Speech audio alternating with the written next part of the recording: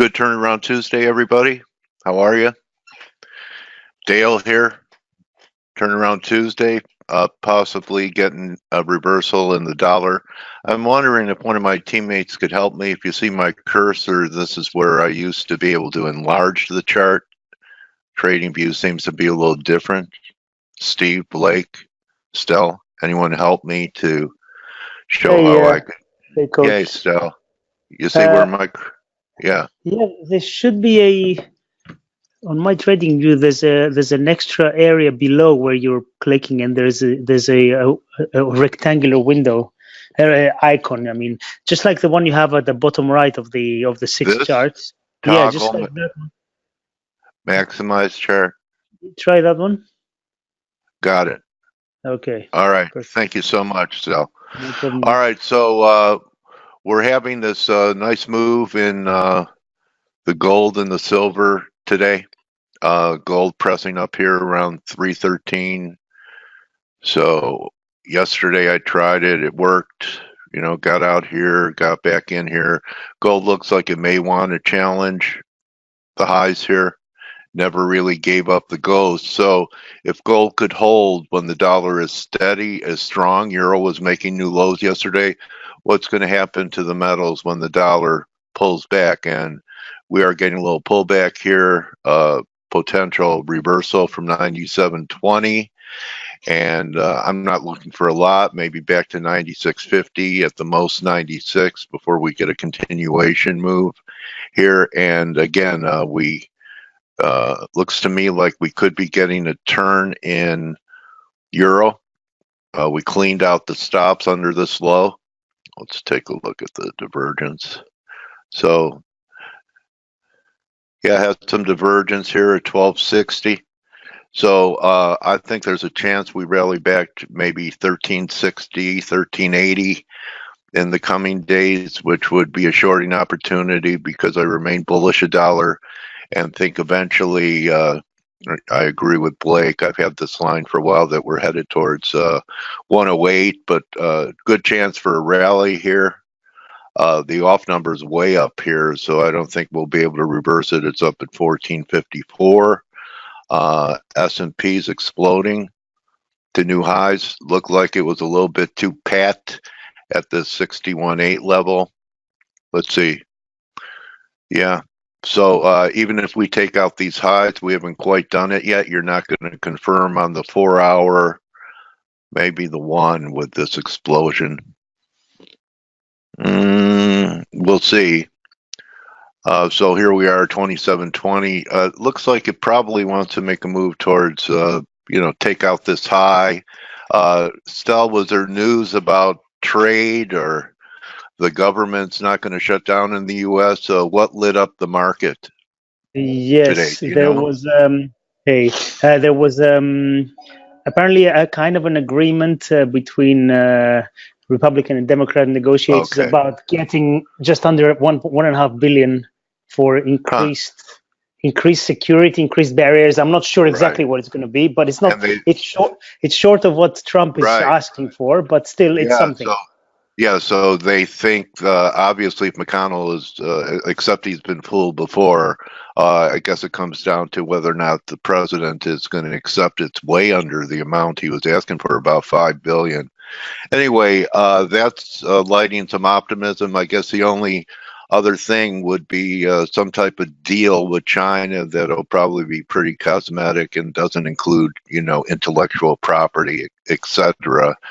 So we'll see what happens up here against this old high, but I still can't get long up here. I'm still accumulating some bearish ETFs from here. I'll probably look for an add-on, but I think the most important story that we have going today is on Turnaround Tuesday is a turnaround in the dollar.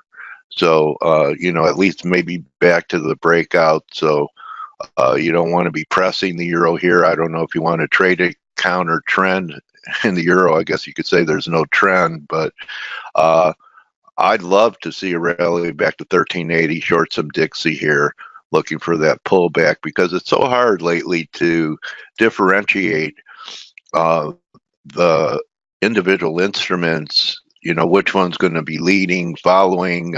EG has been pretty wild. So, you know, I just keep it simple, stupid, Forrest Gump, and I trade the Dixie that way. Even though it's most heavily weighted in the euro, I don't have to figure out if I, you know, want to be long and choose the wrong instrument, you know, choose cable or Aussie or euro, or when I think the dollar is going down or up, I can just do the basket. So I think this is really the key thing that we're getting. This should not hurt the market at all. So, you know, this should give a lift.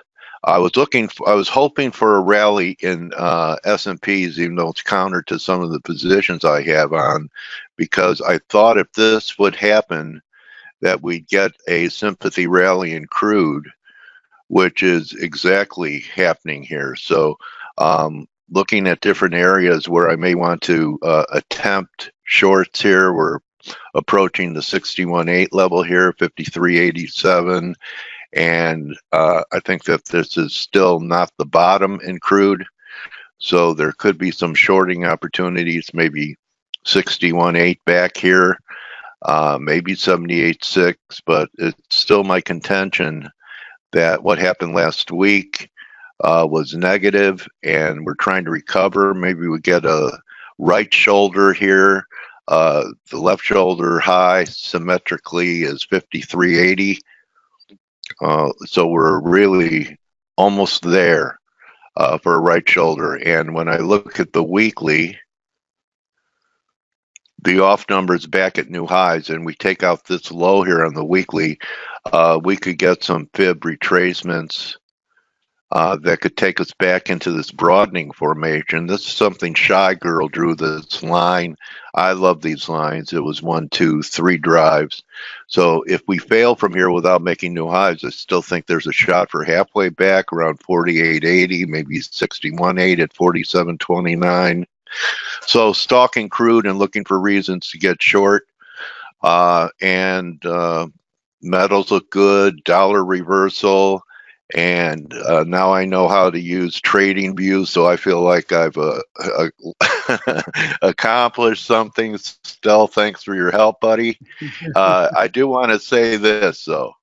If you haven't subscribed, and at least a trial, you know, I really believe you can't judge a service in 10 days or a month. I really think you need at least 90 days to make a good judgment on anything. I don't care if it's a money manager. I don't care if you're dating somebody. You need at least 90 days to really make an objective assessment. But at least this will give you a feel for what we do here for $1. And anyone hearing my voice, if you really feel you didn't get your $1 worth, I'll send you a refund. I'll send it postage due. And you really need to check it out. You really shouldn't be trying to navigate the Forex markets without a dashboard. Okay, it's like driving around without a speedometer, you know, knowing what your oil pressure is like, if your battery is charged. Then you could also go into the chat room and hang out with Amanda and 100 pros that this is not a hobby for. I'm a big believer in social trading. And like Blake, we were in a meeting the other day, and even Blake says, you know, the community's value, even to a pro like Blake, is that he can't see everything, but you have 200 eyeballs in there, and many of them effective traders. And I can definitely vouch for this because I've run interactive communities before where I've moderated, where you could walk in without one idea, and within a matter of 20 minutes or so, you have some compelling things to consider to trade. So big believer in communities and the power of a community and collaborating with great traders. And also I teach, surround yourself with traders better than you. And I'm approaching my 2-year anniversary with ForexAnalytix in April. And I could say that I've become better because I've surrounded myself with one of the best teams in the industry. And everyone, you know who they are. So you have Blake and Grega, and you have Steve, and you have Andre, and you have Stelios. You know, I challenge anyone to find a stronger team. If you do on the net, let me know. I've been around. I certainly haven't seen it. And, you know, we also put out patterns in play for you to consider. And we had some great ones last week. The short side of Kiwi Yen by Blake. And let's see what we have going here right now. Blake's still up. Greg, a correction and an uptrend. So he's bearish. 26.97. Oh, he's looking for 25.5. I think that's possible too. 27.38. We're not quite there yet. And if you want to check it out, you could go through our close pattern and plays too. You know, nice trade here. Great trade by Andre on a shark. So Blake's been in and out of Mexican. Here was a Kiwi Yen. Nice. Greg was long the Kiwi. Stephen CAD. Okay, there's a setback. But you can see more than 50% of these are green. Okay, and if your RR is good, risk to reward, you're going to make money at a 50% hit rate. So consider joining. Also, you know, get a hold of our sponsors, Trent, Justin, so that you could either pay for your service or get a rebate check. Steve's using them now. He likes the checks. And let me remind you here, this is a great opportunity to meet ForexAnalytix in person. I know that Steve and Joe are going to be there. I heard Grega is going to come all the way from Slovakia.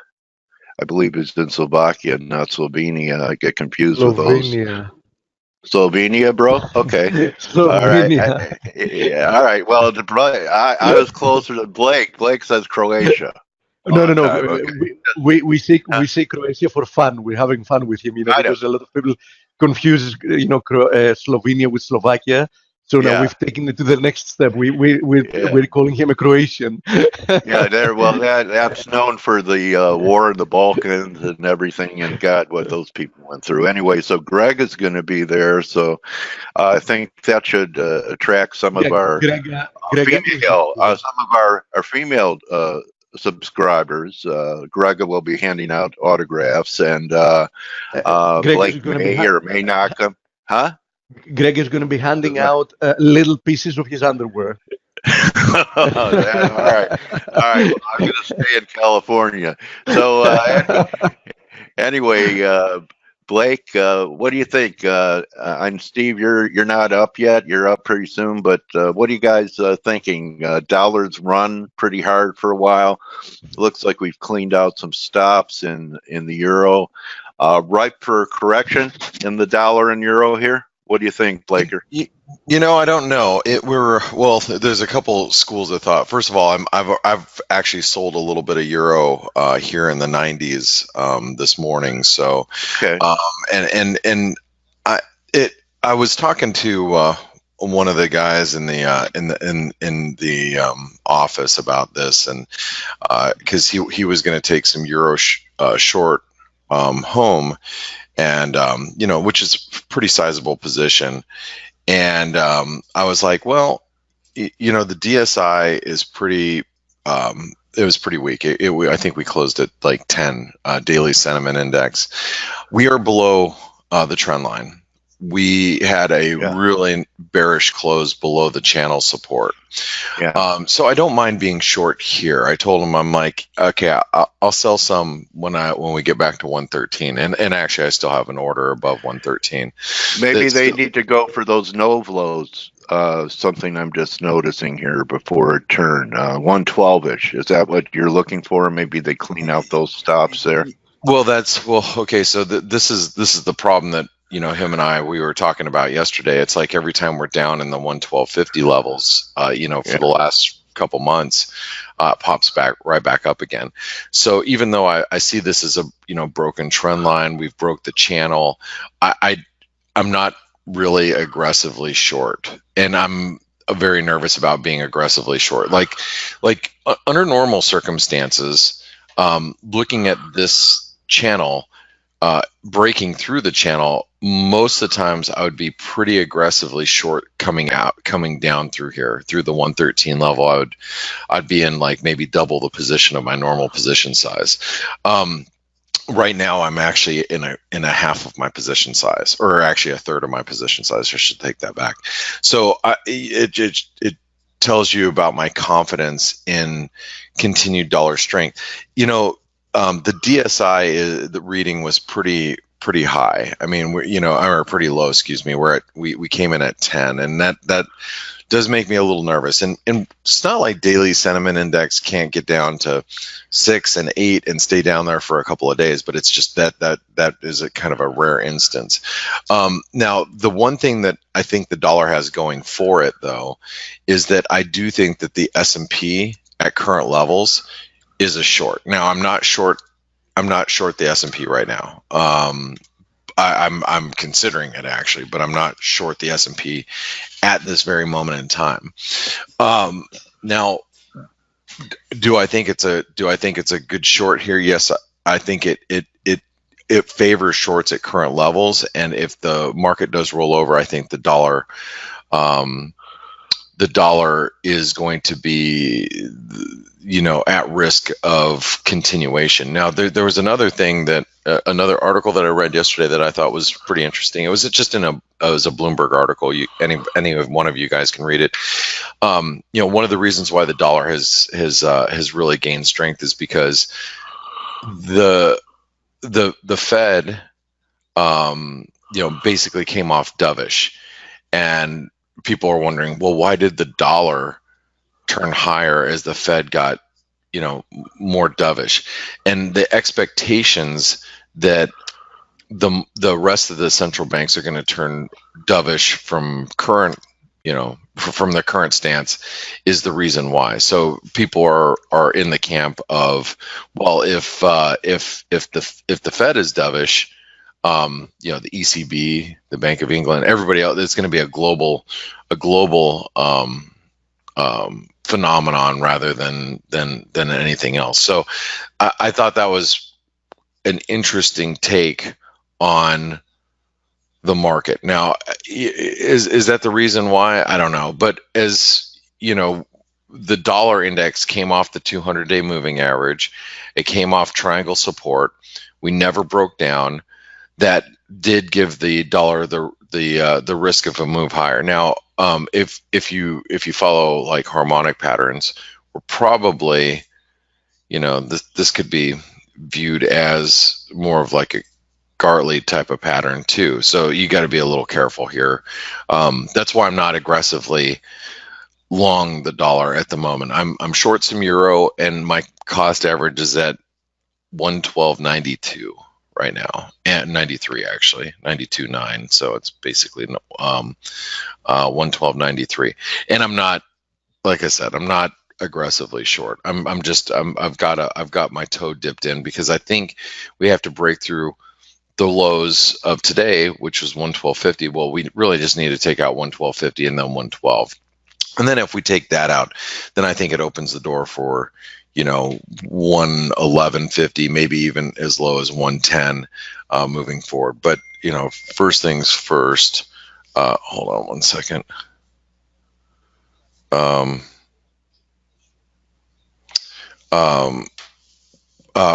First things first is we've got to see the euro really start to break down. I think these are levels that if it's going to turn, you want to be selling around the 113 level or so. Now the cables made a bit of a move off of this. Is the previous. You can see this is a really big support. I've been noting this in the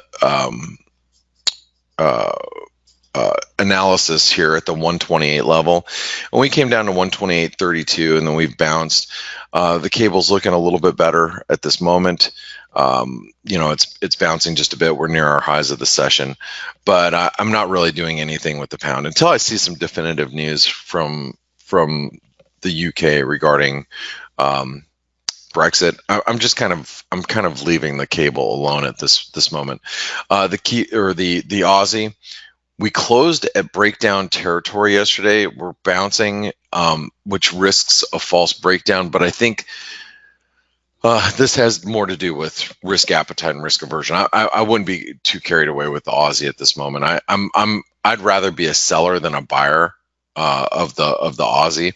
I think we're going to make our extensions down to 70 cents and maybe even below that. But what I'm going to be watching today is the Kiwi. We do have the RBNZ today, and the RBNZ, you know, I think the risk is that the RBNZ turns a little bit more dovish as well. And that's I actually want to be short the Kiwi, but I'm not shorting it here. And I don't know if I want to short ahead of the RBNZ. I think for me, it's more of how much of a bounce can we see in the Kiwi before I short it. So if we rallied to, let me change this. If we rallied to like 67.70, I would be a seller up here today, not down where we're currently at. That's what I'd be looking at with the Kiwi ahead of the RBNZ. Hopefully, like, if I can just imagine what we would be doing over the next couple hours. Imagine that we rally for the next hour or 2, 3, and then roll over. Then I'd be a seller up here. I don't want to, and I'd want to make sure I'm positioned well ahead of the RBNZ, because you don't want to, take a position an hour or 30 minutes before the RBNZ and just hope it works out. I'd rather, be up 20, 30 pips and then move my stop to break even heading into the RBNZ. I just don't know if that's going to be the case today. I doubt it. The market never makes it that easy for you. The dollar Canadian is pulling back a little bit. I'm not really too sure what to do with the dollar Canadian at this point. I think if we get some risk aversion, we can continue higher. But where I'd want to be long, I don't know. That's not. We had some pretty strong employment data out of Canada. Recall that. So I guess if I was to be long the dollar Canadian, it would have to be. Let me grab this. It would have to be somewhere down here.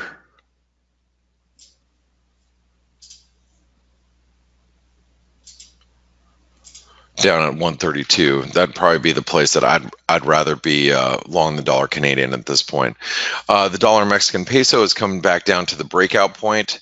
I have been adding to my dollar Canadian longs down here, so or dollar Mexican peso.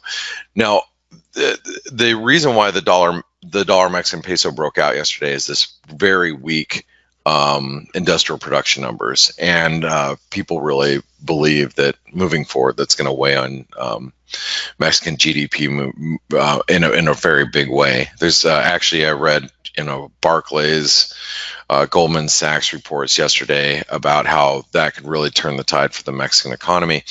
So you sprinkle this in, this move in here, and this breakout of this triangle with a all we need is some risk aversion. If we see some risk aversion, this dollar Mexico, I think, is a really good long. Like I said, I've been adding a little bit on this dip. Let's see, the US dollar Norwegian krona. I know I talked about this yesterday on the FACE webinar. I was looking for a move up to the 161% extension to 874. We got up to 872. I actually shorted it yesterday, made a few bucks, and then I didn't want to carry it overnight, which is a shame because it's actually looks pretty good. But now that we're coming down, if you want to be on the long side, I think the better thing to do is be long down here at 860 if you could get it. Let me get rid of these. And last but not least, I'll cover really quick is the US dollar Japanese yen. So the US dollar Japanese yen, we've come very close to the 618 retracement. That 618 retracement is from the highs back here in October of last year to that spike low. We came really close to the 618. Now remember, this number is not perfect. So these measurements are not perfect because where if you look, this is trading views data. Let's do this. let's take a look at Oanda and see what they measure up as. Let me delete that. We'll look at a couple of different feeds really quick. Looks like Oanda's pretty close. Okay, let's go to dollar yen, FXCM. Oh, was the FXCM feed. Let's see, dollar yen. Let's take a look at the ICE feed. Oh no, this is Gains feed. Looks pretty close too. So it looks like most of the brokers are very close to the to that number. Let's take a look at ICE. Yeah, that's close.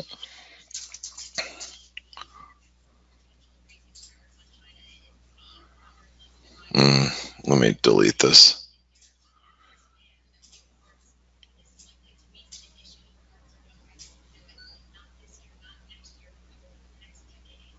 Everybody's fairly close to that number. So, you know, as we approach the 618, you can see there's a lot of selling coming in. Now, what I would be more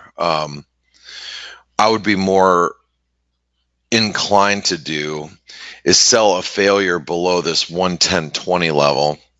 So you can see this right here. So if we move back below 110.20, then you know it's a failed rally attempt. So, and I have no yen exposure right now. But again, if stocks turn lower and the yen starts to strengthen, that's kind of what I'm looking at this point. All right. So with all that being said, I want to mention that well, first of all, I'm going to bring Steve and Stelios in. Good morning, guys. Good morning, Blake. Good morning. What I wanted to mention is if you guys have not visited our sponsor, Forest Park FX, make sure you do so. You know, Steve is a client of Forest Park FX. He's part of the reimbursement program. So if you aren't doing that, and there's a Traders Expo too, if you're in the New York area, or you can make it to New York and March 10th through 12th. There you go. Get more information for that. But there's a Skype and an email address to see if you qualify for the reimbursement program, or what program you might be able to qualify depending on where you live. Make sure you reach out to Forest Park FX. We've had them on here as guests. They're just a great group of folks that want to help you succeed. And if you're not getting reimbursed for your trading in one way, shape, or another, make sure you reach out to them. So, guys, good morning. Steve, Stelios. Good morning, Blake. Good morning. How was your night? Good. I slept like a baby. Good. Yeah. The market, the volatility has been really slow It's annoying. It is, and volatility is going to pick up, and it's probably going to pick up relatively quickly, and I mean soon. And one of the things that I've been talking with the guys in our office, and one of the things that I think is going to happen is we're going to be sitting here one day, and all of a sudden you're going to see volatility just rock out. You're going to just see spike up in volatility, big moves in the market, and it's going to catch everybody off guard. So this is not the time, in my opinion, where you just kind of take a break and step away from the market. These are usually the most volatile times in the market, and I think that at any moment we can see some pretty big volatility pick up. So I agree 100%, Blake. Yeah. Since we had the volatility spike last year, I said that, in my opinion, that's just the first shot, and I do believe that this year is going to prove to be quite interesting. I know that it has started off, very calm, very quiet, but I do think that we are in the last phase of this bull market, and as you know very, very well, any increase in volatility in risk of environment is definitely going to affect the FX world as well. There's no question about it. Hey, Steve, I passed you the charts, by the way, and yeah, I think it's coming. So you guys just got to be ready for it. And I know sometimes it gets kind of boring, and I'll run around and do some things around my house, and you know, because I'm like, okay, nothing's happening, but you gotta have your mobile device with you at all times. Make sure you have ForexAnalytix running, because you know, when those support and resistance levels get tripped or you get new updates, you know, you could be quickly notified that the market's moving. Just don't be too far away from your trade station, in my opinion.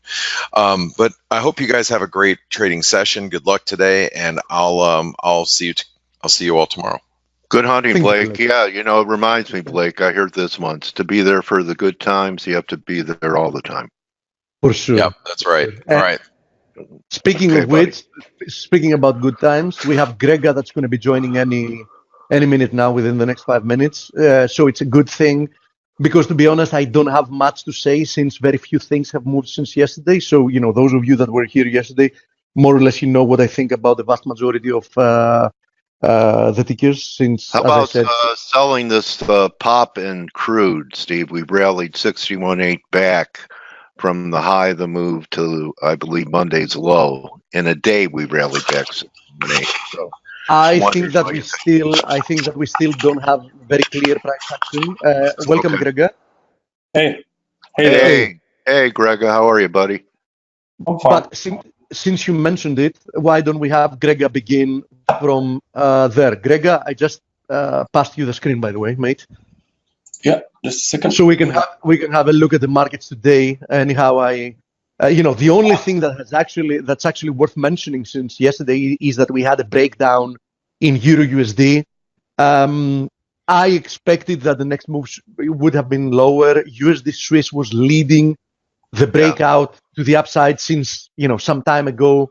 What do you think about it? Let's start from the Euro USD, that I know is a very popular one. Actually, I have a list of markets that I want to cover today here.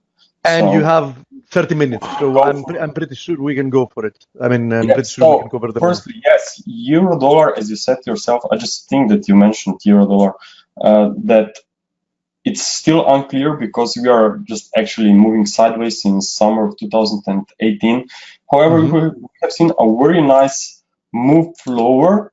Okay, so the idea is that either we are going lower to complete a 5-wave fall from start of the year, or that we just stay here still in this big ongoing triangle consolidation. So for me, it's still very unclear, as you said yourself. But the one thing that is very clear is this current bounce. I would not be surprised if we see more upside. And here is the reason why. I'm looking at German bonds, and you can see that we had a very nice wedge here and moved, just let me here change the colors, and moved above the upper trend line of this wedge, or ending diagonal if you want, but I just what we call an overthrow. Yeah, we call an overthrow. And overthrow is confirmed when you see a price is declining back into this wedge. But a top in place is confirmed when you have a broken lower trend line. This is still not the case, but it certainly looks very, very interesting. I mean, this reversal lower can be an evidence that bears on euro dollar may slow down. And so far, we have seen only temporary weakness at the start of the European session, and we are now turning back to the upside. So if this market will continue to move even lower, then of course I would be expecting more upside on euro dollar, because clearly you can see that there is euro dollar have been bearish since start of the year, while Bund has been trading higher. So for me, Bund is much clearer compared to the euro dollar. I definitely would be looking for a top formation here, would not be surprised by lower pullback, minimum by 3 waves. So at the same time, I mean, just be aware of a rise in euro dollar. And so far we have a very nice bounce. We have a very nice bounce. Just let me find my platform. Okay, here it is. Very nice bounce, and it appears on a smaller time frame that is in 1 leg. Let me just switch to the hourly. Okay, so this is only 1 leg, and minimum 3 waves higher are required, at least for a corrective recovery. Okay, so I think that euro dollar may certainly see more upside from here. As I said, Bund is looking to be topping, at least for short term. But from a trading perspective, I mean, it's still very unclear. Definitely, I would be looking for something else. So about the euro dollar, let's take a look on. Let me check what I have here. I have here cable. Now, cable is definitely much clearer than euro. Notice that we have on the 4-hour chart, if we firstly check this one, we have clear 5 waves of decline. Okay, we already touched a new low. So again, even this market, which has 5 waves to the downside, suggests that we may see some pullback here on dollar pairs. So maybe we'll see a recovery in 3 waves back to 1.3 level, which is also a psychological level. This definitely would not surprise me, but the important is that we have 5 waves down, and this 5 waves down suggests that at least temporary high has been. We should be selling the rebound. Yes, and we turned down from that very nice resistance area. So I think that we will see more weakness coming. As I said, always focus on minimum expectations. Either we see waves 1, 2, 3, 4, 5 or ABC. I think that there is room for definitely for more downside.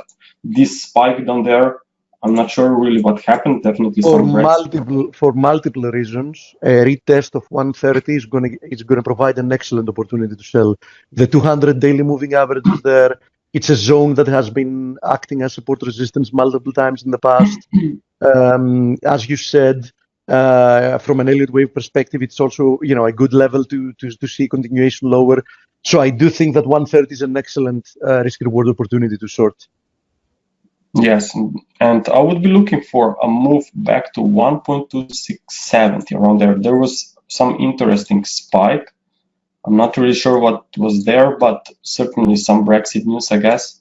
So maybe we will see this. 126 area is also an area of previous support resistance. So 126 looks, the vicinity around 126 looks good. Yeah, so 126.95, it's the 61.8. So, the level you're giving is between those levels. Yeah, why not somewhere there? It sounds good. Yeah, so cable, I mean, but it's bearish. But firstly, of course, as we said, we need a 3-wave bounce. So even this one may suggest that euro dollar may see higher prices for a pullback. So, okay, the next one is Aussie and dollar CAD. I mean, we will look at the commodity currencies. So Aussie dollar is in a pullback mode, okay, and looks like it is forming a flat formation. So we have seen here only a 3-wave move to a new high, okay. I firstly thought that we will see much higher, more extended wave C that would already be in progress, but it appears that since market moved back below 7,200, and I think that this was a confirmation that actually we are in a flat formation. So we are now approaching very interesting levels here, but until I see very nice 5 waves up on a smaller time frame, I think we have to be very careful here, especially because a dollar against Chinese yuan is still looking bullish, and if this pair is after a 5th wave down, right, Grega, in the Aussie, I mean. Yes, of course, there is room for more weakness and then a bounce. Yes. But generally speaking, if I'm expecting here a bounce, I mean, then this dollar against Chinese currency should really be struggling to the upside. I mean, but the price action is looking bullish. So I'm somehow trapped between these two, and I would not trust Aussie longs at this stage. Definitely not yet, unless we see something changing in a big way here on dollar against Chinese currency. But technically speaking, I mean, from an Elliott wave perspective, it can be a very nice pattern. But as I said, if I see 5 waves up on a smaller time frame, only then this pair can have my attention. Okay. Yeah. For higher conviction. Yes, exactly. Okay. Now let's take a look on dollar CAD. Dollar CAD also in a similar phase there. I mean, we have here a corrective price action. 5 waves fall down for a wave A, and now we're just moving sideways. So this can be flat in a wave B. So expecting another push higher here, maybe to retest this previous swing high from January, and then we finally see a reversal to the downside. Now, some would say that maybe dollar CAD already bottomed here and that we are back in a bullish phase. That's the debate that I had with myself out loud yesterday on the webinar. And I said that I still favor the probability that we're currently in a corrective move of the correction. So I also favor the possibility of one more push lower. Yes, and the idea why I think that this pair may see more downside is also coming from crude oil.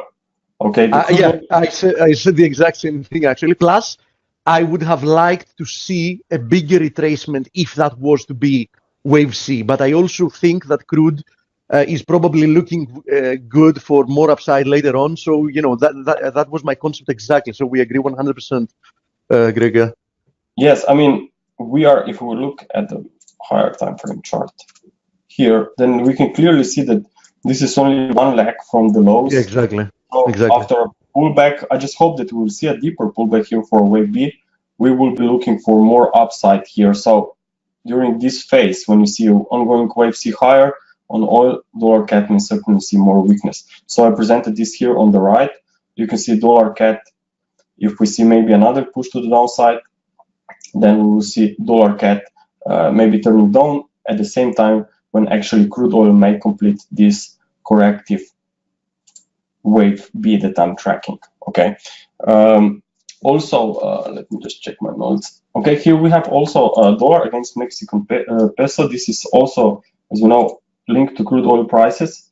And if I'm expecting more gains on crude oil after a pullback, after a completed wave B, it means that this pair should remain in downtrend. And we have a very nice price action here. This was wave 1, 2, extended wave 3, and we've seen some break higher yesterday.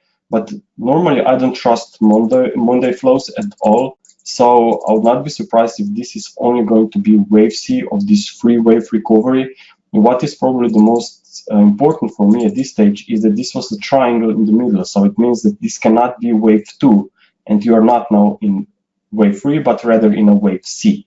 Okay, because after triangles, we see a final part to complete the larger structure. So a larger structure in such case means it's from January lows. So I'm expecting market to slow down up there and then looking for more weakness at the same time when we also may see dollar CAD moving to the downside and crude oil rallying. If we have any questions in this particular pairs, Steve, just let me know. Yes, we do have several questions, but I first want to let you finish, because we have time, the list of the things you want to show, and then I'm going to start giving you the things you haven't covered that people have been asking for. Okay. Okay, now let's take a look, just a second. Okay, so the most interesting pair is probably, or currency, I should say, is New Zealand dollar. As you know, we have a rate decision, I guess, in last, in 12 hours or so? Yeah, today, anyhow, yeah. Yes, and if we take a look where it is, okay, here we are. I'm looking here at the deeper prices, expecting more weakness, because I'm tracking here ongoing either maybe wave B triangle, okay, if we just stay sideways, or maybe even a 5-wave fall here for a zigzag. Yeah.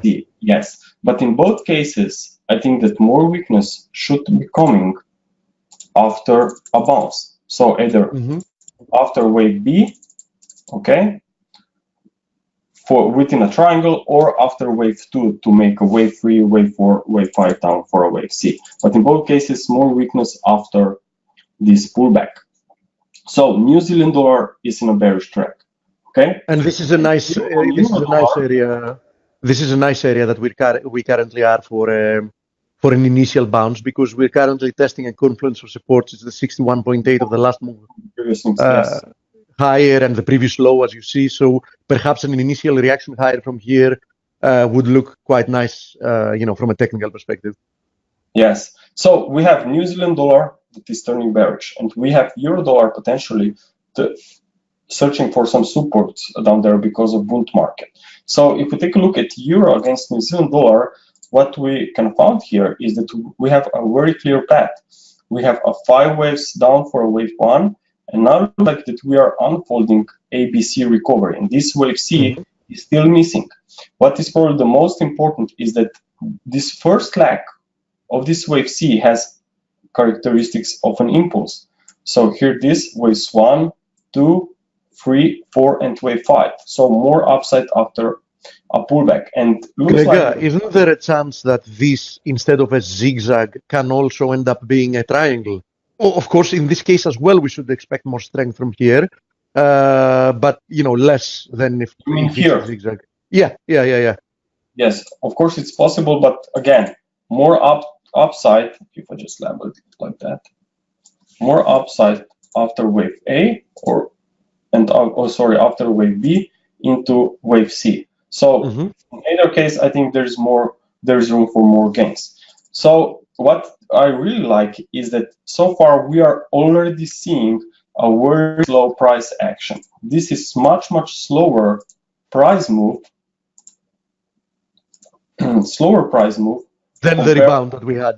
Previous rebound. Yes. So it means that we have early evidences that this is only a counter-trend movement. Plus, we have this triangle that can be in the middle of this still ongoing decline. And we have this New Zealand bank, which somehow could be dovish. I mean, it's dovish already since summer of 2018. Recent unemployment numbers were bad as I think, and I assume that this may really be a catalyst for Euro New Zealand dollar to move higher. So, but technically speaking, I want to see a little bit lower pullback. Maybe we get some spike down to 61.8%, and then we see a rebound. So for me, I mean, this really look very clear. Plus, we have this setup, which is bullish Euro New Zealand dollar, is risk-off setup. Okay, so if stocks will move to the downside from resistance levels that we are tracking, then Euro New Zealand dollar will move even higher. So here is this negative correlation between S&P 500 and Euro New Zealand dollar. So here in blue we have Euro New Zealand dollar, and then we have in gray we have the S&P 500, and you can see same cycles. Here back in December, stocks were declining. This pair has moved to the upside. Then we have seen a new reversal at the start or late December, start of 2019. And now again, what is probably the most important, that Euro Kiwi is already showing signs of a bottom despite unclear top formation on the S&P 500. So we can imagine that if the S&P 500 is still lagging, and if this market will really move to the divergence, that this one will just accelerate even more strongly to the upside, like we have seen in the first phase. So I would really not be surprised if this pair is really to see more upside. Not only that, we have 5 waves up on the S&P 500 and also several other markets, which suggest that we may seriously see limited upside on stocks this week. And of course, this is somehow bullish for this cross. Perfect.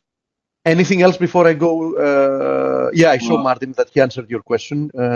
Martin had asked about the correlation with risk, but you already answered that question. Anything else you want to talk about before I go over the questions that our friends have sent for you? Yes, I mean, we can take a look real quick on Bitcoin.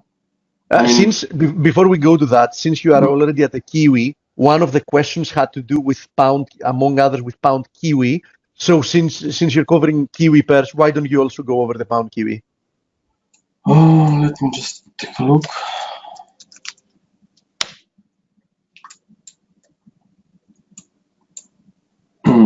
But this one is not that clear, because this decline was also somehow very aggressive.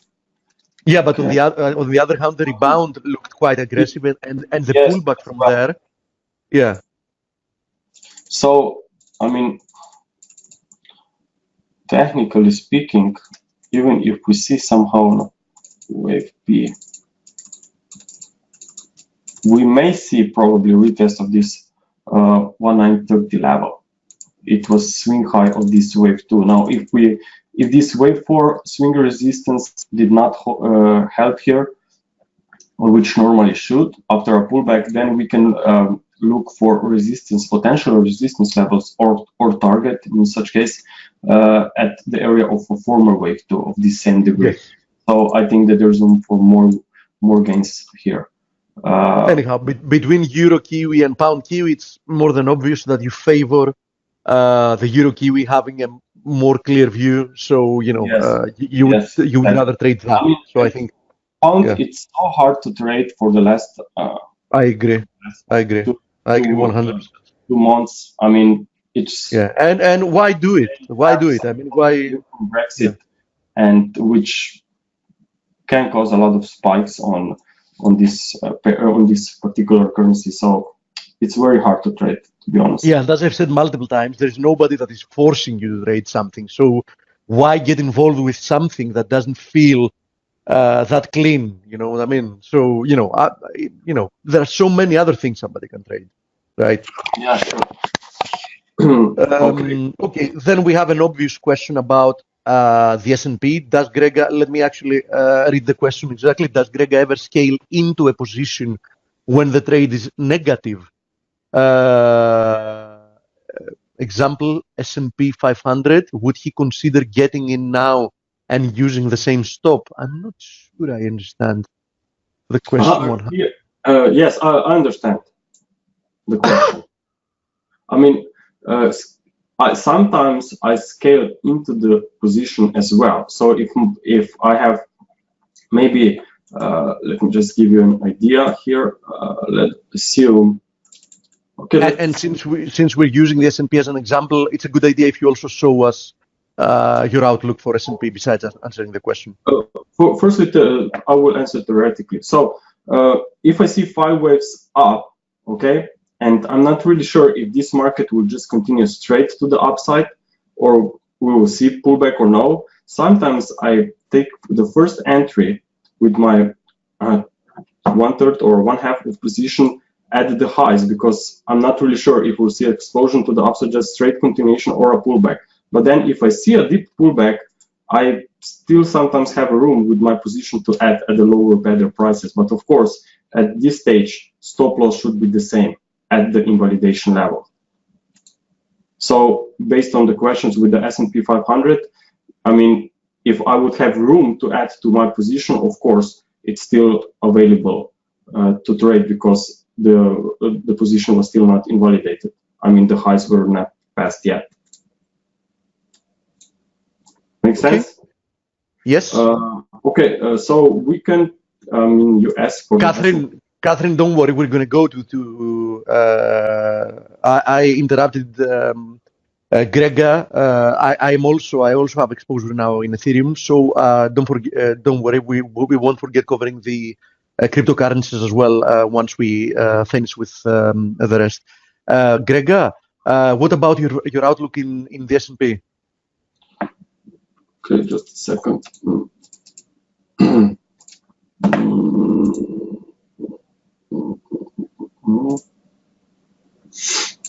Okay, so as you know, I have turned bearish on the S&P and expected a reversal because we were able to count 5 waves up from this December lows, and we have reversed lower nicely last week, quite impulsively on a smaller time frame, and also took out this lower trend line of an Elliott wave channel. Plus, we are now retesting this channel. So I still think that this is very interesting potential resistance from where we may see another leg lower. Maybe we'll see a spike higher. If that would happen, then obviously we are not going to see a simple correction, but maybe just a flat. Yeah, yes, expanded flat.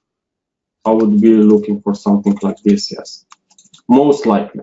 Not 100% sure. I mean, we'll have to see the activity of this price move once we reach the highs. But certainly, I would have to look for something else. Mm-hmm. Okay. I'm in agreement with you. We definitely should see sooner or later this deeper pullback. Yeah, I agree with you. This is not a place that somebody should be buying. There's no question about that. I think the risk reward is good to be short. Maybe even on the short side, with the risk at the highs, maybe look at Dow. It's much weaker compared to the S&P. Yeah. Yes. Yeah, absolutely. And look here at the lower time frame.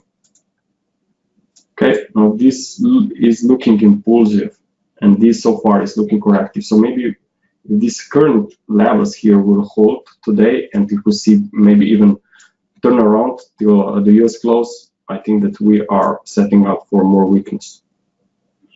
Okay, we have a question for Pound CAD. I know that it's not one of the popular ones, but it came in quite earlier. So if you want to have a look at it. Okay, so first, as always, I look at the daily chart.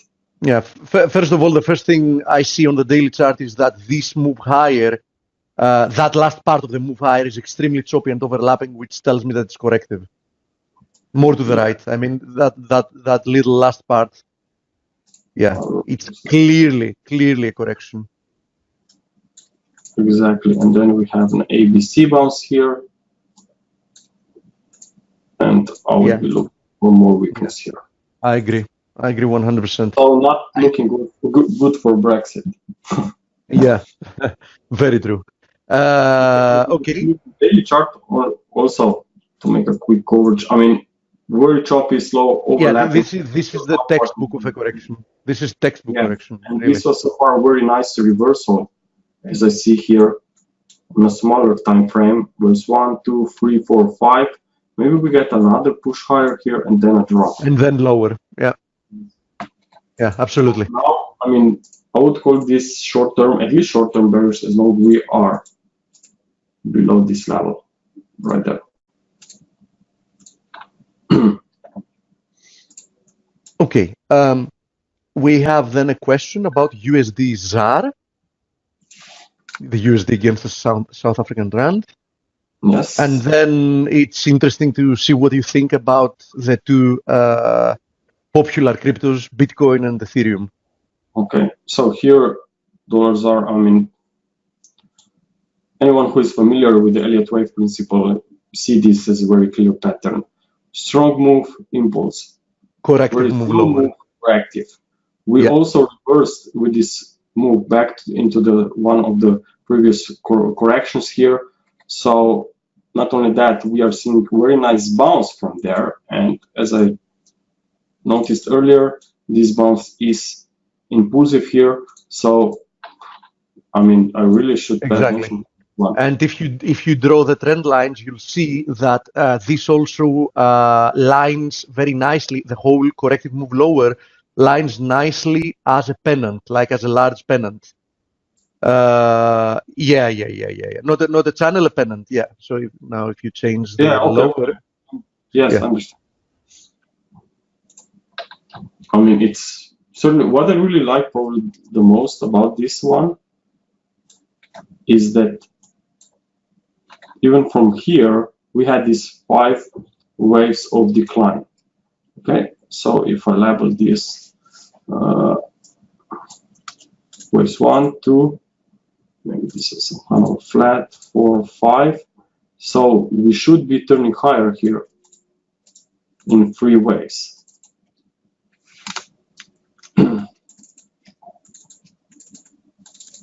At least in 3 waves.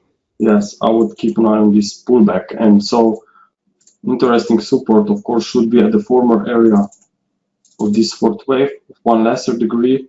But it's very hard for me to use FIPS here, because I still don't have any confirmation that we are already at the recent price. So yeah, there is a good chance. There is a good chance that we might find a temporary high here, because you don't have it on this chart, but on the daily chart, if you put it up, you'll see that we found resistance both yesterday and today on the 200 daily moving average. That's exactly there. Okay.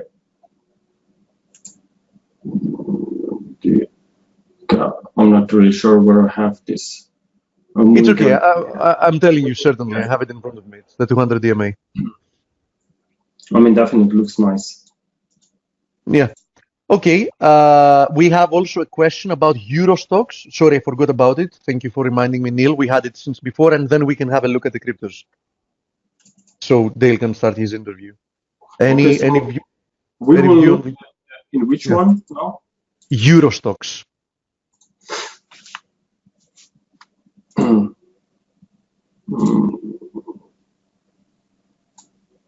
On DAX? No, Euro stocks. I thought European stocks. Yeah, it's the index. Yes, I know. I just Euro stocks 50, right? Okay.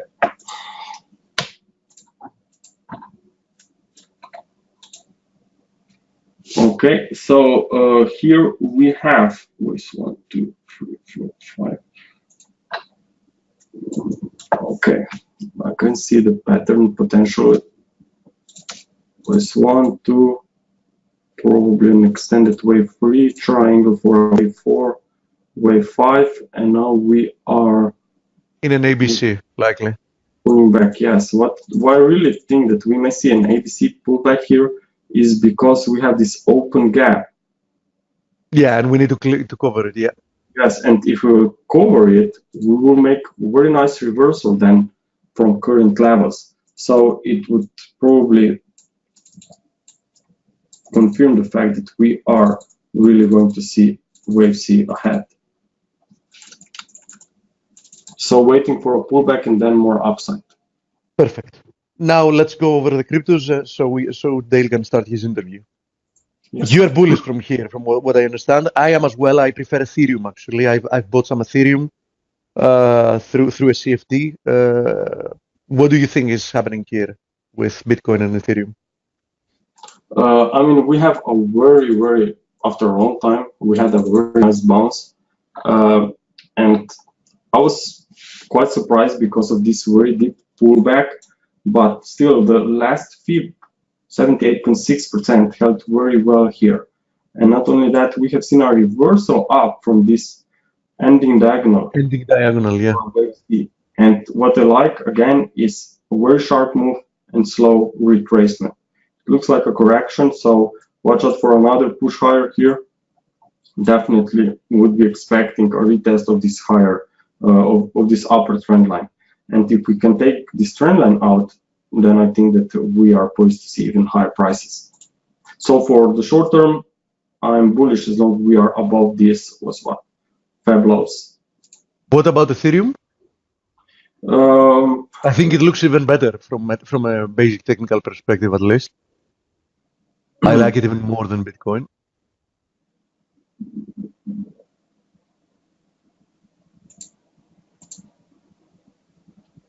I'm not sure why TradingView changed this full size icon. It put it right there, and it's on the each chart. Very unuseful. Anyway, here on Ethereum we have 5 waves up, and then we have a flat correction here for wave B. Okay, because this was a free wave drop for wave A, free wave rise to a new high for a wave B, and then very deep extended drop for a wave C, but still in 5 waves. And most importantly, if I level this one, we have 5 waves up. Right? So it means more upside. Look good. Yeah. More upside after ABC pullback. Supports to identify maybe at this former swing highs here around 110. That would be quite nice, but of course it can be found even earlier. So after a pullback, I think at least one more push higher is coming. Invalidation level is at 100. I mean, it was really nice, perfect psychological level from where bounce occurred. Very nice. Coach, is your guest here? Dale? Yes, Anthony Grisanti has been in the house. Perfect. So sorry for taking a little bit more of your time, but at least we don't have a time limit. You can take as long as you want for the interview. Thank you very much, Gregor, for being here. We had the last question about Eurobound. Sorry, but we've already exceeded the time. So, if you are in the chat room, you can ask there. Otherwise, we're going to cover it tomorrow. Thank you, Coach. All right, buddy. Hi, Anthony. I see you in the house. I'm now making you the presenter. Welcome back to FACE. Thank you for taking time out of your day to edify our community. Looking forward to hearing you, and very interesting markets that we have that you do a lot of coverage for CNBC, as well as Anthony is a member of NYMEX, has been for a long time. There you go, Anthony. I see your screen. Waiting to hear your voice. So just enable your mic and we'll get going. Nice setup there, buddy. Let me see if I have to unmute you.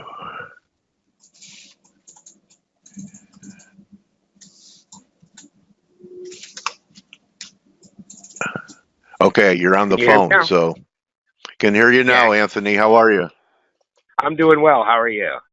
Great to have you back, Anthony. So, for people that are familiar with you, I turn the volume up when you're on CNBC because I'm very interested. I'm always interested in your views. So, I know that NYMEX commodity markets are your bailiwick. So we have that nice sell-off in crude from 55.5, buddy, and it pulled back. Looks like you have had a moving average there, and we're starting to advance again. Are you looking for new highs over 55.5? I am. Is that, in reading reading the news lately, I seem to be one of the only ones that am expecting that. But there's a couple things that tell me. Number one, the technicals. Can you see this chart on my screen? Yeah. It held. What's that red moving average? What period is that? That's the 50-day, and the blue is the 21-day. So a few sessions ago, 1, 2, 3, 4, 5, 6, 7, 8, we had the 21-day cross above the 50. So that's actually a bullish indicator right there. And then you have all these bottoms right here and around the 51, 50, 50 level. If you see right here, 50.80 low, 50.93 low, 51.55, and it continues here. So it's building its base right here. And then I have to think about the fundamentals of the market, Dale and Guess. And there's a lot of talk about U.S. production and a lot of crude out there. But what I am seeing, and that is true, all of that is true, but what I am seeing is OPEC is actually sticking to cuts right now, and Saudi Arabia is producing less. They're exporting less right now. The Russians the same way. There's obviously, we all know about the problems in Venezuela as far as their oil supplies go. And so, the market, well, it might not show it right now. It should start to tighten up a little bit. And we're getting now, go ahead. No, go ahead. Go ahead. I was going to say now that refineries are actually coming out of their maintenance season, which means that they're going to start gearing up for summer gasoline, which also means they're going to start using a lot more crude. So, the last few weeks we've seen builds in supply, the numbers that are released on Tuesday night and Wednesday morning. I would expect to see some draws in supply coming up pretty soon. Okay, so I wanted to ask you about these fundamentals. I heard some chatter. There was some type of deal struck between Saudi Arabia and Russia. Could you tell us a little bit about that, if you're aware of it? Well, from what I'm hearing, Dale, it's funny because when they say deal, it's hard to say, see it until we actually see the numbers coming out. Okay. And, I actually follow a great program, and I'm not trying to sell it to anybody or anything, but there's a company out there called Tanker Trackers, and Tanker Trackers was the first one. If you remember, when the sanctions were imposed in Iran, they were the first ones to say, "Hey, wait a minute, Iranian oil is still shipping here," and this is when we were trading in the 70s. And, you know, when the world kind of realized that Iranian oil was still shipping, that was when the sell-off kind of started. But as far as the Russians and OPEC goes, yeah, I mean, their deal is to start cutting production and keep it in the levels that they made back in 2016 and possibly lower than that, in an effort, obviously, to boost prices. Now, as I said, it all depends upon the numbers. It looks like so far the Saudis and the rest of OPEC are kind of keeping to their deal at this point. You know, I haven't really seen the numbers coming out of Russia, but in a couple days I will, and I'll put those out there on Twitter when I get them. But for right now, it does look like there is some effort, at least, to curtail supply here. Okay, let me ask you about, you brought up Venezuela. You know, there's a lot of hawks in the current administration for Iran, with Iran too. Is it possible that there's some type of adventurism that could take place in Venezuela? It's a much softer target than Iran. So do you think it certainly is, but you know, I think that's one thing Trump is kind of showing is he doesn't really want conflict, and I think that's shown by, you know, his actions in Syria and also in Afghanistan by pulling troops out. So I'm thinking that he's going to err more on the side of let's try to economic sanctions, put pressure, you know, world pressure on Maduro, and then see what happens there. You know, the problem with Venezuela, and it's kind of a big problem here, is that that's a heavy crude that they produce, and that's actually what the refiners are kind of geared up for. In this country, a lot of the refiners they refine that heavy crude oil, and the problem with Venezuela is cutting that crude off is that it cuts off some crude to our refiners also. Now, Canadian crude is heavy also, so that could make up some of the difference. But the problem there is the pipelines and the shipping. These pipelines are kind of full right now. So there could be a little bit of a squeeze there, and that's really, you know, more the products than it is actual crude oil. So gasoline supplies are very well going into the season. They're near record highs, but that could change if we get a demand pickup and refiners aren't able to refine as much crude oil into gasoline as they want, that heavy crude. Okay, so S&Ps are up almost 20 handles today, and crude's up $1.55. What do you make out of this correlation? Seems like they're Siamese twins. That's a good point, Dale. That's a very good point. And also, let's look at the dollar too. You know, the dollar's a little bit weaker today. It bumped up against that 97 handle and failed there. So that's actually supporting it too. But that's a very good point. I think, you know, Dale, I've been saying it on futures now also, that if we happen to get a trade deal with China over the next couple of weeks, you know, then crude oil, that'll be another boost for crude oil because, you know, the perception is demand will pick up off of a trade deal. But yeah, absolutely. They're going in tandem right now. And I think that that's just a reflection of a positive, you know, feeling about the economy. Maybe Congress can come together and get things done. Okay, well, that's interesting. You know, the Chinese have had this cash and carry market for energy priced in yuan for a while. But you know, I interviewed Shy Girl. I don't know if you know her. She said there's no back month action, so it can't really grow. Yeah, so there's no potential for hedgers to come in and use that market. So is it a failed experiment just to de-dollarize oil and take away some of the petrodollar strength, or what? I don't know. I think it might be too early to call it a failed experiment because I think they've only been up and running for about a year right now. But certainly you would want to see some of those back months kind of get some volume in it because right now it's just basically a speculator's market at this point. And, you know, when you see all that volume in the front, that's what it's telling you. I don't know if it's going to supplant, you know, WTI or Brent and everything else and the U.S. dollar. You know, certainly there could be an impact, but I just don't see it right now. Okay. So you brought up the dollar, and also I know in your bailiwick are the precious metals, having been a trader in New York for many years. You have any view on what's been happening with gold and silver, gold-silver ratio? Yeah, go ahead, buddy. I did like, I liked gold a lot coming into the last few months. Now, we've kind of failed at that 1325 level. Let me pull up a chart here of gold, a daily chart. We'll see where we are. Here we go, right here. Let me add the 21-day, the moving averages on this.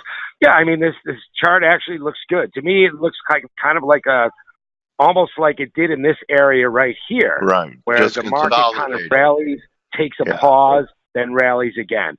And I wouldn't be surprised if it didn't do this again. It's funny because gold actually, obviously we failed when the dollar kind of failed up above, or I'm sorry, below around that 95. I expected that dollar to really bust through that 95 handle, and it never did. And once it started to rally, gold started to fail. But I still believe in it. 1300 is my support. Right. These two bottoms right here, a bunch of tops right there tell me that. So I think that, investors are kind of looking for, I think, a more balanced portfolio, let's say. So I think that they're adding a little bit more gold here. The other thing, Dale, and, you guys, if you can just bear with me 1 second, because of the government shutdown, we weren't getting the updates on the commitment of traders report. Yeah, we weren't getting a lot of data. Yeah, go ahead. Exactly. And what I did see as far as the metals were, up until December 18th, and let me see if they've finally, can you see this screen right here? Yeah, got it. Got it. Okay. Yeah, let me see if this has been updated. Because the trend was up until December 18th, that hedge funds were buying gold again. Okay. So let's see what they're doing right here. Manage money. Okay, yes, it has been updated. Here we go. I'm going to make the screen bigger. Okay, as you see, this is what I'm talking about. The 18th, the blue line is the longs, the orange line is the shorts, and the green line is the spread trading. And as you could say, that they started to build this position a little bit higher, a lot more longs than shorts. Looks like they took some off the board over the last week or so, and that's probably the move that the dollar made. And they've increased the shorts, but certainly the longs much more above at 80,000 or 112,000 longs versus 80,000 shorts at this point. So, and if you look back here, this is when huge shorts. Yeah, huge amount of shorts. So that fuel is gone. The short covering fuel is gone. The short covering fuel is definitely gone. Absolutely. Okay. And this is all right. You're seeing right here, Dale. Absolutely. Is all the short covering rally. And this is adding now to longs. Now, like I said, they took a little bit of a pause here. I'd like to see tomorrow when this is updated, whether or not that continues. Okay. You know what I'm interested in? That a lot of people don't understand, Anthony, and a lot of people have different explanations. How do you explain, gold's move over the last several months has happened, the rally has happened in the face of a stronger dollar. How do you explain the dollar going up and gold going up at the same time? Well, I mean, Dale, let's look at it, the chart right here. This dollar, this is back on, let's see, December 14th, the dollar reached that high of 97 something at that point. And then you go back to gold right here. And yeah, you're right. I mean, it's a very strange thing, but I think, let's look at what was happening in the economy at that time. That was the December sell-off. If you remember the 25th, Christmas Eve, the market really took a big hit, but the whole month long, it was taking hits. And I think that was part of it, where investors said, hey, wait a minute, let's look for a little bit of protection here and maybe buy some gold. Okay. So, I've been taught that gold, when the dollar's strong, is obviously, while other currencies are weaker, is rallying in other currency terms. The fact that it's begun to rally in the dollar is an even more bullish sign because now it's rallying against all currencies. So, that's definitely a sign of a bull market. Also, with gold rallying, it seems like we have kind of like all one market, crude up, gold up, market up.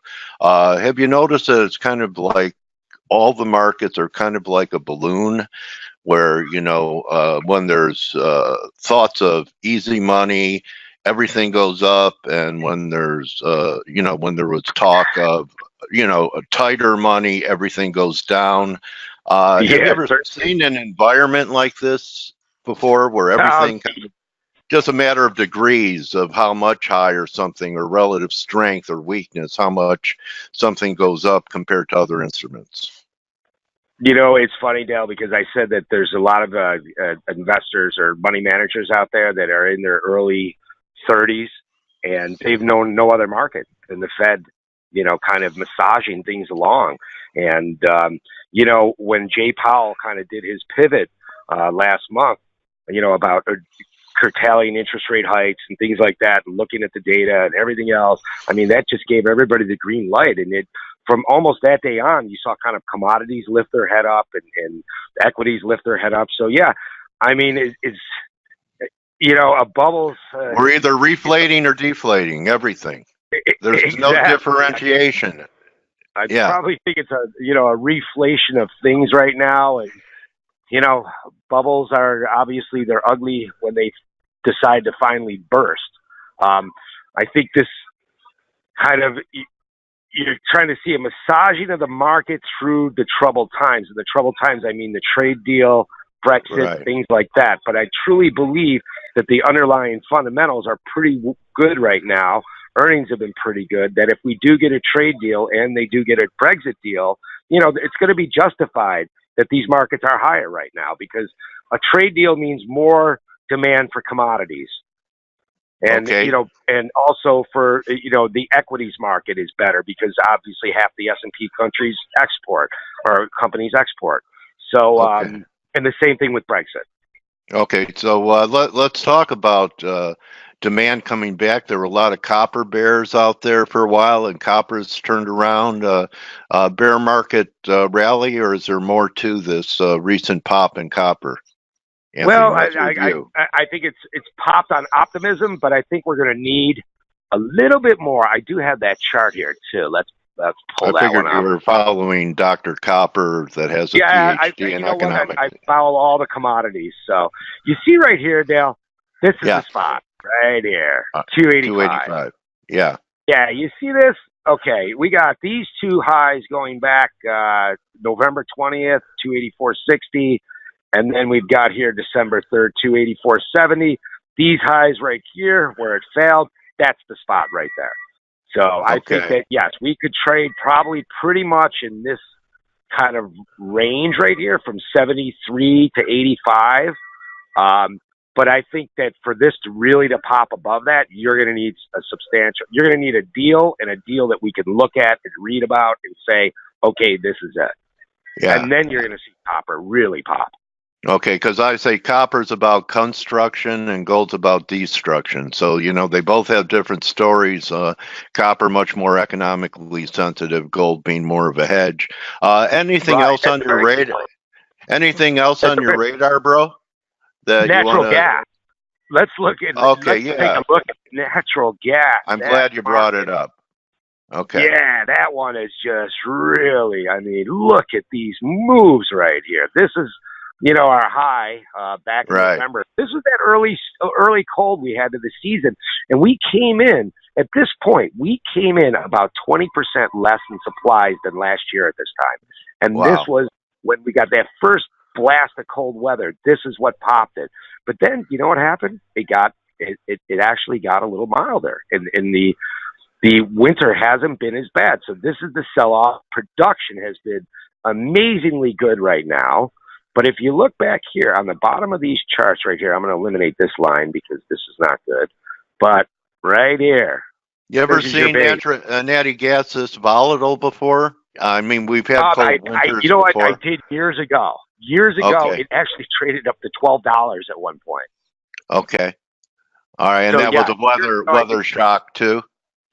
Absolutely, it was completely a weather shock. So if you don't believe in global warming and you believe in global cooling, I've had some guys on that are talking about, you know, what's happening with the sun and that we're entering a cooling period. There's probably some very good long-term opportunities with the sell-off in that gas. I've actually seen some counts that could take it to the mid-20s in the next couple of years. What do you think of that? Wow, that would be amazing. $20 would be just incredible. You know, all I can look at is the next 6 months to a year. That's what I kind of like follow. But, you know, right now we're at the bottom end here of kind of where we've been. So if we get down to that 255, 260 level, you see going way back here, support. That's from March.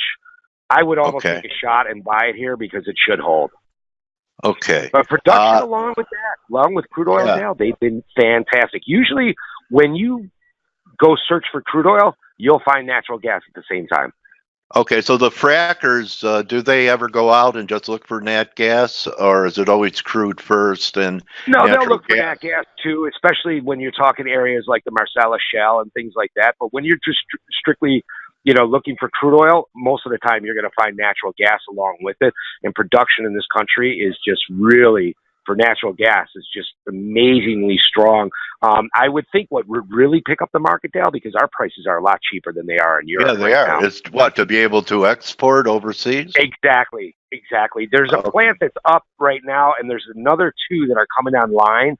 And once we can get those online and really, you know, export this, liquefy it, and then export it, you're going to probably see prices rise, or you'll see actually that spread come in between European natural gas and U.S. natural gas.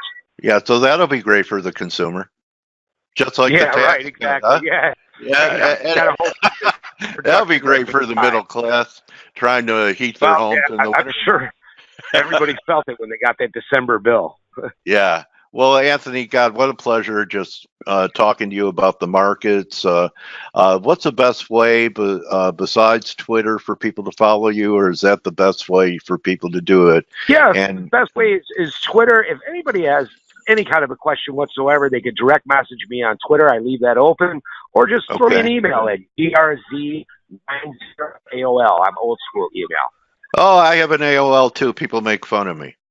I know they do to me too. You too, buddy? All right, Anthony. Well, you know, Happy New Year, belated, buddy, and my trading warrior brother. Good hunting. Appreciate you taking some time out of your day to share your views. Thank you for edifying faith today, buddy. Yeah, and I'm on. You know, the Futures Now is on later on this afternoon. 12:30 leads to our 1 o'clock online show, and I'm sure we're going to cover energy later. Okay, there's a nice segue to catch Anthony later on CNBC, and definitely click your mute button, turn the volume on to hear what Anthony has to say at all times. This guy has a feel for the markets, and you know, we're like the dinosaurs of the trading business, Anthony, and you can't learn experience. You can't learn it. It only happens with the passing of time, and you and I have done the time outside of prison walls, anyway, right? Yeah. All right, buddy. Thank you, Anthony. Yep. Have a great day. Thank you, Anthony Grizzanti. And you can follow him at Anthony Grizz. That's Turnaround Tuesday, everybody. Have a great day. And I'll see everyone tomorrow. Thanks again, Anthony. And remember, don't just count your pips, count your blessings. At Anthony Grizz, Michael Beatty. And thank you, Anthony. I'll see everyone tomorrow. Adios. All right. Bye-bye. Bye-bye.